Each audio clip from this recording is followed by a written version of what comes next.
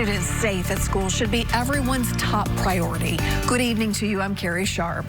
And I'm Kelsey Gibbs. We were reminded of that 2 weeks ago when a student opened fire inside Antioch High School, killing a 16-year-old girl. Today, Metro Schools announced it wants to put a weapons detection system in every high school.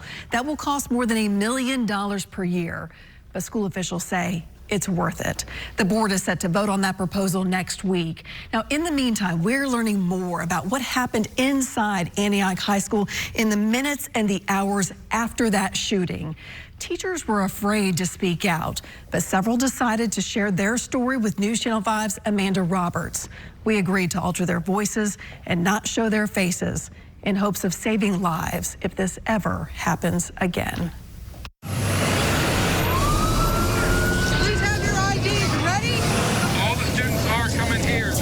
This is what we saw in the aftermath of the shooting at Antioch High School. Hundreds of frantic parents and grandparents waiting to be reunited with their kids. Just want to see her. Just need to see her and know that, she's in one piece. So that's all I need to do now. Metro Police designated a medical center just down the road as the official reunification site. Family were told that is where students would be bused, so they waited, many of them for hours. At the high school, no one seemed to know what was going on. The kids are just asking you so many questions you don't have the answers to. Where are we going? What do I tell my parents? What do I do? Hey, my book bag with my house key is in the classroom that I left it in. Where do I go? Who am I supposed to call? Every school is required to have a safety plan, and they are required to practice it. But the teachers say Antioch failed to follow their plan. The way that we were evacuated, the state of things in the gym was complete and utter chaos. The plan requires teachers to do certain things, but the teachers say that never happened.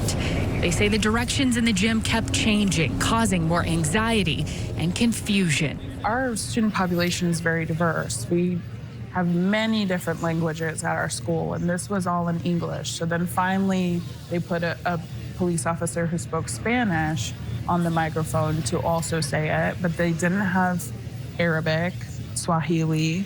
Principal Burnett's emails that day show the first communication teachers got from school leaders was an email nearly an hour after the shooting telling them to have a roster of their class.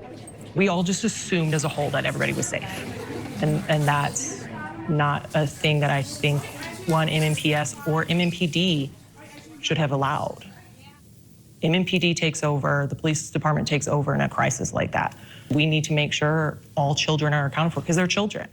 Nothing has been told to us. Again, no reassurances are being made. The trust is completely broken. Roughly 10 minutes after the first email, teachers got another one saying the shooter was no longer a threat and an investigation was underway. 6 minutes later, about 12:19 p.m., another email told teachers students would be bused to the medical center down the road. Okay, this is actually how we're going to separate them now. This is actually how we're going to separate them now. Each teacher stand in front of a section.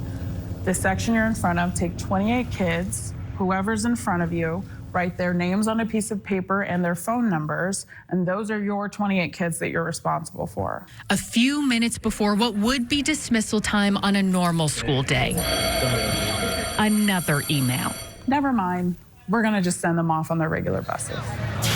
All things considered, those kids did very good, okay? They may have been confused and scared and anxious to get home, but they conducted themselves better than the adults. These teachers say they are frustrated and angry about how the school responded. They say we have to do better next time. Have a real plan and practice that plan. There are districts across the country that practice it, that actually get kids on buses and explain to them what the reunification would be like. Full practice it. So to say that that's not an option is lazy. The teachers we talked to hope their willingness to speak out will lead to real changes and make our schools safer. Now, as we mentioned, the school board will vote next week on a plan to put a weapon detection system in every high school.